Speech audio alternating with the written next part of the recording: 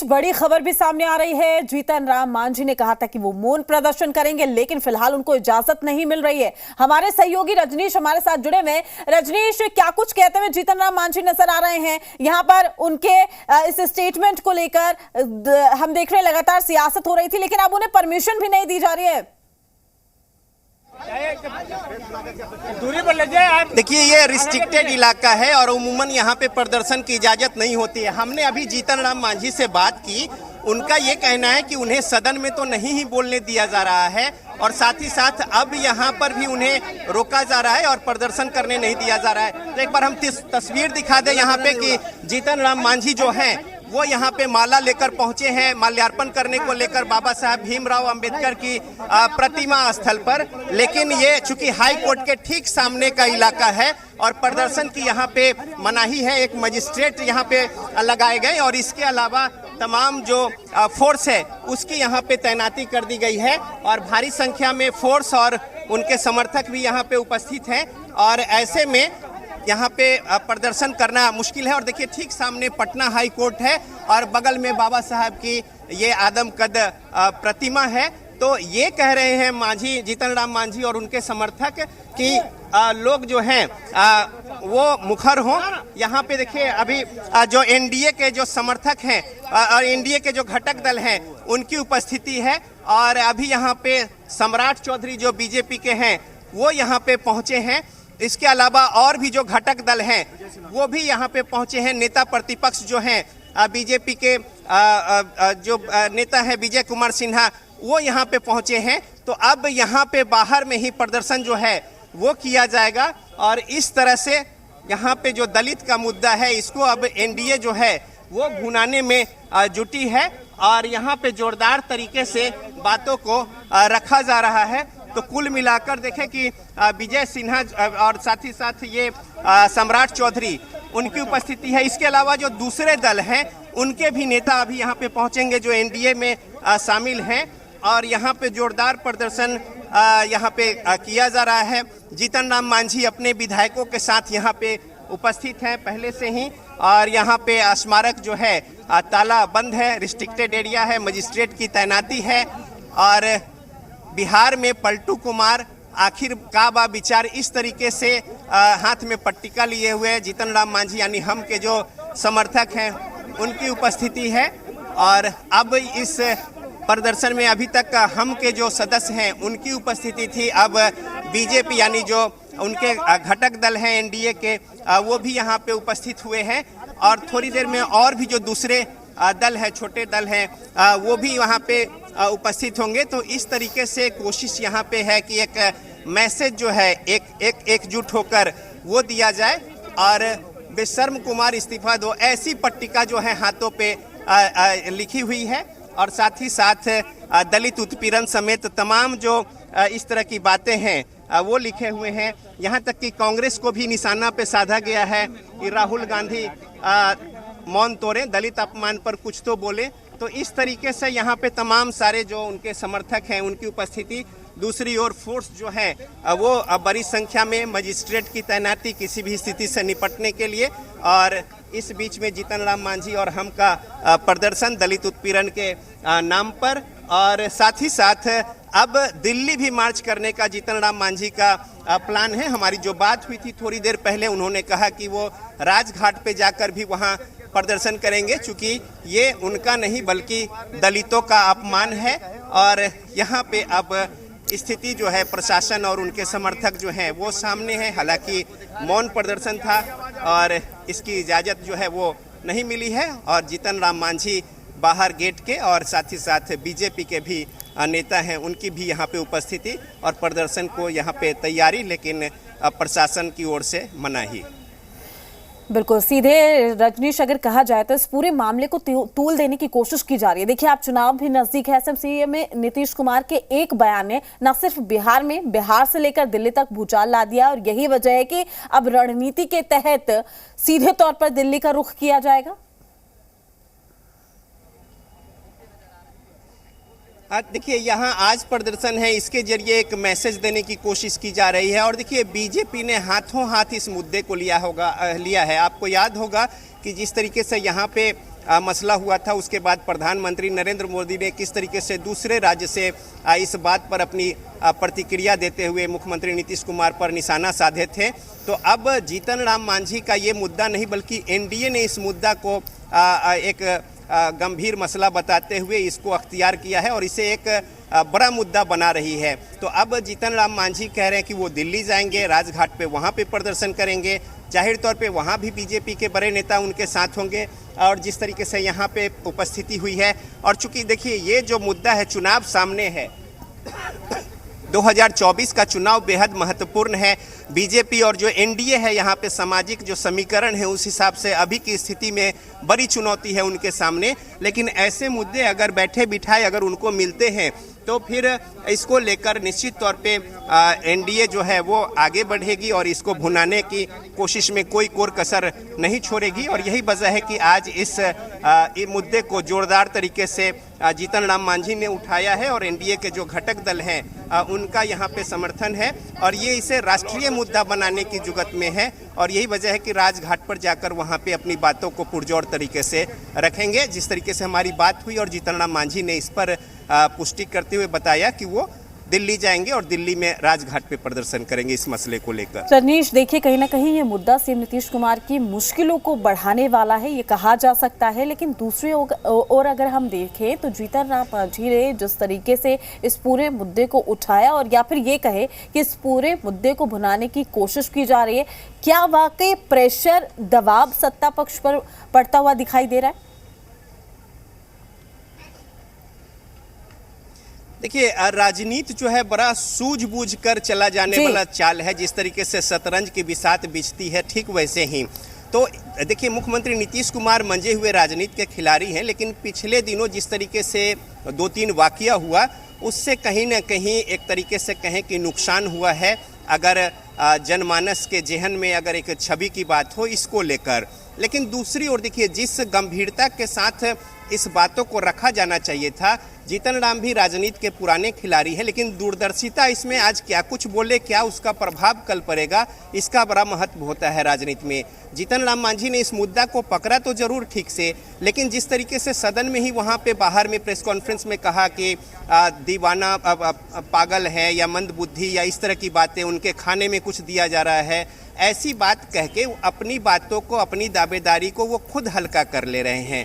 तो जाहिर तौर पे देखिए राजनीति में एक एक शब्द, एक एक बातों का मायने होता है और किसी को अगर ऐसे आक्षेप लगाएंगे तो फिर लोगों की सहानुभूति और उस बात की जिस लहजे में कहा गया है उसकी गंभीरता कम जाती है। लेकिन बहरहाल राजनीति है, राजनीतिक मुद्दा है और इस तरह की बातें चलती हैं। जीतन राम मांझी को तमाम जो घटक दल हैं उनके भी कुछ नेता उनके सुबह पे घर पहुंचे थे और आज यहाँ पे समर्थन में साथ खड़े हैं। तो अब ये मुद्दा जो है एनडीए का मुद्दा है और इस मुद्दा को लेकर यहाँ पे तमाम लोग प्रदर्शन कर रहे हैं और इसको एक बड़ा कैनवस देने की कोशिश है दलितों के नाम पे। चूँकि देखिए जो भी बातें हैं वो पूरा चुनाव को लेकर और वोट बैंक के लिहाज से है और जो दलित का एक मेजर वोट है और वो जिस तरीके से गोलबंदी है, जीतन राम मांझी जो है वो दलितों के नेता माने जाते हैं, तो लिहाजा उसको पूरे अपने पाले में गोलबंद करने और उसे दलित का अपमान बताकर इस मुद्दे को जोरदार विरोध प्रदर्शन करने को लेकर यहाँ पे जीतन राम मांझी उपस्थित हुए हैं।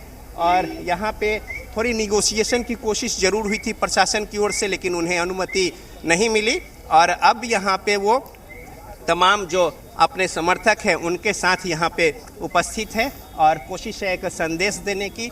और इसी कड़ी में बीजेपी के जो नेता हैं, बड़े नेता, वो भी यहाँ पे उपस्थित हैं और यहाँ पे जीतन राम मांझी एक संदेश दे रहे हैं कि वो हाथ में माला लेकर बाबा साहेब को माल्यार्पण के लिए पहुँचे थे, लेकिन उन्हें इसकी इजाज़त नहीं मिली और लिहाजा अब वो यहाँ पे अपने जो गेट है यहीं पर खड़ा होकर मौन रहकर अपना प्रदर्शन जो है वो कर रहे हैं अपने समर्थकों के साथ। बीजेपी के प्रदेश अध्यक्ष सम्राट चौधरी उनके साथ यहाँ पे उनके बातों के समर्थन में और जोरदार तरीके से यहाँ पे एक संदेश देने की कोशिश की जा रही है हम और बीजेपी की ओर से।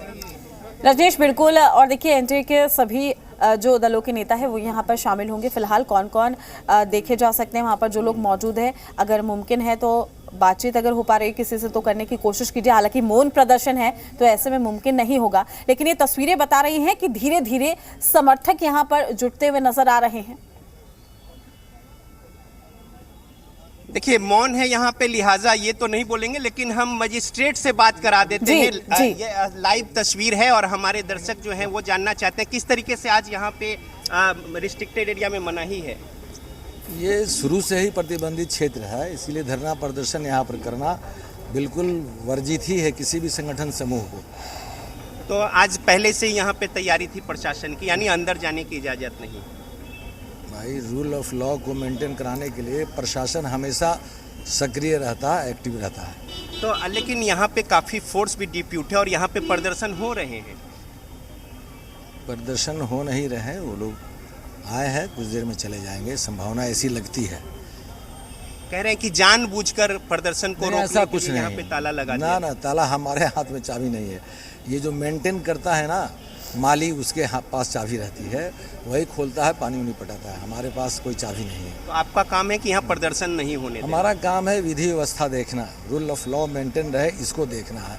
और ये वैसे ये सब एरिया प्रोहिबिटेड एरिया है, किसी भी संगठन समूह के लिए प्रतिबंधित क्षेत्र है। गर्दनी बाग धरना स्थल जो है वो चिन्हित है, वहाँ कोई भी संगठन समूह जाकर अपनी बात को रख सकता है, बैठ सकता है, प्रदर्शन कर सकता है।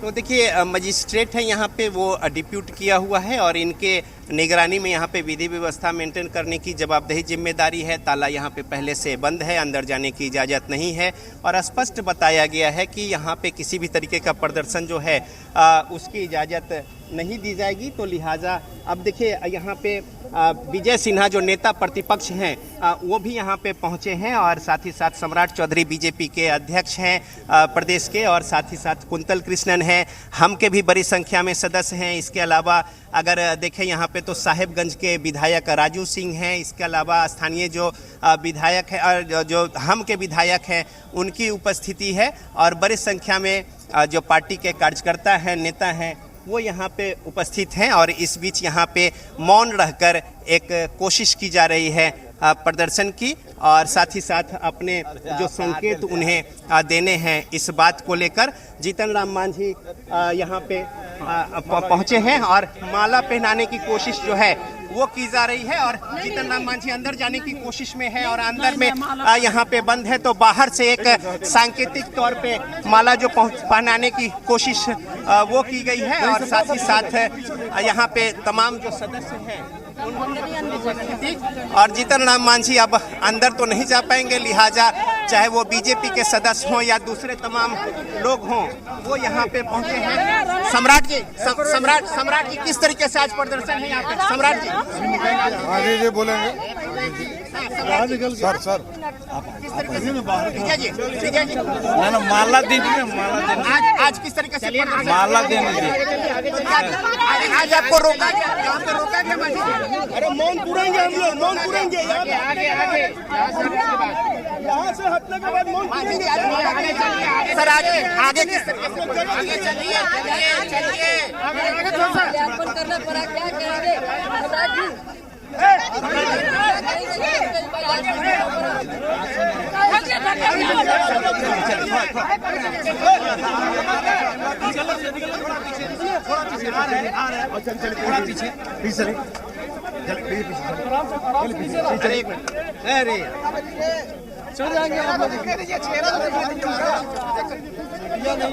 अरे यार, अरे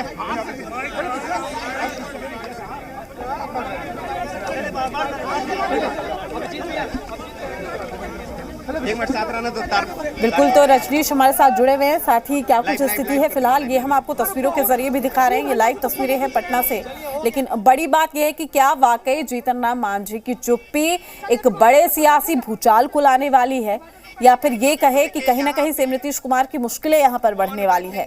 फिलहाल मौन प्रदर्शन के जरिए कोशिश है उनकी यहाँ पर अपना आक्रोश जाहिर करते हुए जीतन राम मांझी, उनका कहना है कि न सिर्फ मुझे बल्कि पूरे दलित समाज को अपमानित किया गया है। सीएम नीतीश कुमार ने अपमानित किया, जिस भाषा का उन्होंने प्रयोग किया वो दलित समाज को अपमानित करती है। तो फिलहाल अंदर जाने की इजाजत नहीं मिली, जिसकी वजह से उन्होंने गेट पर ही पुष्प अर्पित किए, माला पहनाई और यहाँ हम आपको ये लाइव तस्वीरें दिखा रहे हैं। तो अब मीडिया से मुखातिब होते हुए जीतन राम मांझी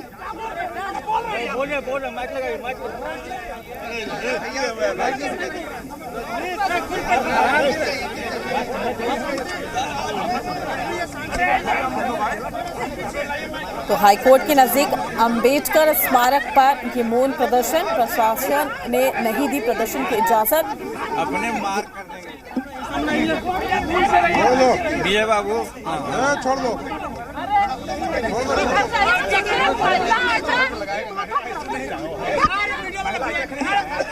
तो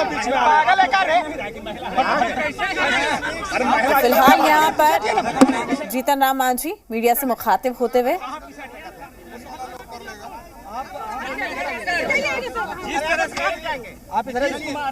अच्छा देखिए, हम लोगों ने बाबा भीमराव अंबेडकर जो हम लोगों के भगवान हैं उन पर माल्यार्पण मौन धारण करके करना चाहते थे।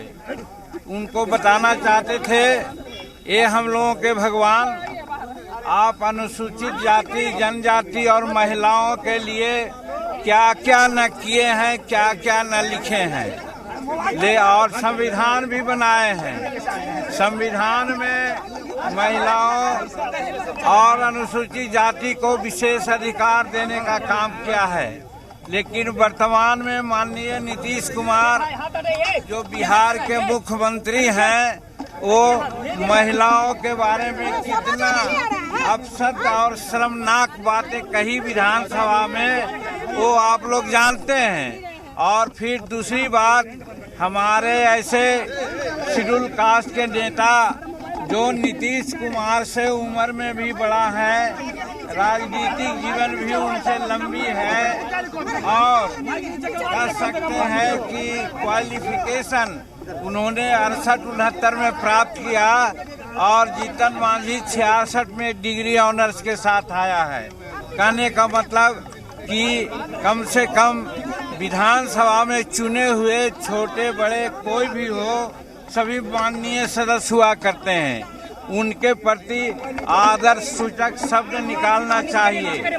लेकिन नीतीश कुमार ने तुम तलांग की बातें की और कहा कि जीतन मांझी को कौन कहता है कि मुख्यमंत्री है, ये बड़ा मुख्यमंत्री हैं। और आप लोगों को भी एड्रेस किया कि इनको बड़ी तरजीह आप दे रहे हैं, इनको तरजीह देना बंद कीजिए, ये मुख्यमंत्री नहीं, इसको कोई अक्ल नहीं है। तो इस तरह से अपमानित किया गया। हम समझते हैं कि वो जीतन मांझी का अपमान नहीं है, सभी बिहार और हिंदुस्तान के जो दलित लोग हैं उनका अपमान उन्होंने किया। एक राज्य का मुख्यमंत्री जो 13 करोड़ जनता का प्रतिनिधित्व करते हैं और उनके मुखारबिंद से ये सारी बातें जो आई वो निश्चित रूप में विचारणीय हैं। और जीतन मांझी क्या बोल रहा था, और लोग कहते हैं हमारे और भाजपा के बड़े नेता बोलेंगे कि जो आरक्षण संबंधी बिल लाया और कोटा बढ़ाने की बिल लाया, एडमिशन में भी हम लोग सब एक मत से उसको पारित किया, समर्थन दिया, तो फिर उसमें विरोध की कौन बातें आती है। सिर्फ हमने ये कहा कि बाबा भीमराव अंबेडकर जब संविधान लागू करने की बात हुई और आरक्षण देने की बात हुई तो उन्होंने कहा था कि 10 वर्षों में समीक्षा होनी चाहिए। हुजूर, आप 18 वर्ष व्यतीत कर दिए, आपके छोटे बड़े भाई भी 15 वर्ष मुख्यमंत्री में रहे, आखिर क्यों नहीं इसका समीक्षा हुआ। और हम बताते हैं कि 16% कोटा हमको होना चाहिए था। अगर आज जांच किया जाएगा तो वो 7 या 8% से ज़्यादा नहीं है। दूसरी बात हमने बोला कि यहाँ के जो पदाधिकारी हमारे शेड्यूल कास्ट के हैं उनके लिए 1971 में ही रोस्टर लागू है, और रोस्टर लागू होने के उपरांत 16% प्रमोशन में आरक्षण मिलना चाहिए। लेकिन आज हमारे शेड्यूल कास्ट और शेड्यूल ट्राइब्स के पदाधिकारियों की गिनती अगर की जाए तो 3.7% उनका प्रतिनिधित्व है। एक शताब्दी में पूरा होगा। माननीय मुख्यमंत्री जी, हमको ये बताइए और इसकी समीक्षा कीजिए, इसके लिए आयोग बनाइए और कोई कार्यक्रम अपनाइए। इतने ही कहने पर वो भड़क गए कि इसको कुछ आता है, इसको हमने मुख्यमंत्री बनाया। हम कहते हैं कि आपको भाजपा ने मुख्यमंत्री बनाया, अब भाजपा को धोखा दे करके अब आप राजद में आए हैं, राजद ने मुख्यमंत्री बनाया। आप कहाँ मुख्यमंत्री बने हैं? आप भी तो इसी तरह से ढुलमुल नीति कर करके पलटू राम बन कर करके आज सत्ता में हैं। और जीतन मांझी को आप अपना स्वभाव से नहीं बनाया था। आप समझा था कि जीतन मांझी अनुसूचित जाति में भूया मुसहर का लोग है, अब भूया मुसहर लोग बड़ा सीधा होता है, हम इसको बना देंगे तो जो कहेंगे वो करेगा। क्योंकि 2014 में चुनाव जब हार गए तो सब जगह से थू होने लगा कि आप इस्तीफा दो, इस्तीफा दो। तो इस्तीफा न दे करके एक ऐसे मुलायम आदमी को बनाने का कोशिश किया कि जो वो कहें वो करें। और 2 महीना तक सचमुच में हमने किया।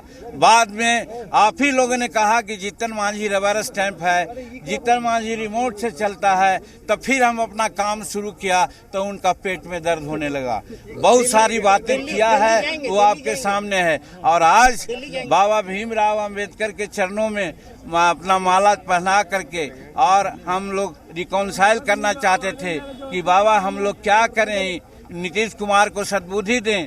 और आज ताला नहीं खोला गया, विधानसभा में भी बोलने का मौका नहीं दिया और आज यहाँ पर बाबा का मूर्ति पर माल्यार्पण करने से भी रोका गया।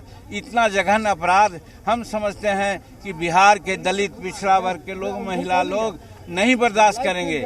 और ऐसा ये न किए हैं तो हम लोग छठ के बाद दिल्ली के जो हम राजधानी है वो राजघाट में भी महात्मा गांधी के सामने भी हम लोग प्रार्थना करेंगे कि नीतीश कुमार को सद्बुद्धि दे। और लोगों से कहेंगे कि ऐसे आदमी जो दिमागिया पल माने एक तरह से दिवालियापन हो गया है उनका दिमाग का, ऐसे लोगों को मुख्यमंत्री के पद पर रहने का कोई हक नहीं। इसके लिए भी जरूरत पड़ी तो कानूनी कार्रवाई भी हम लोग करने को सोचा है। हमें यही कहना है।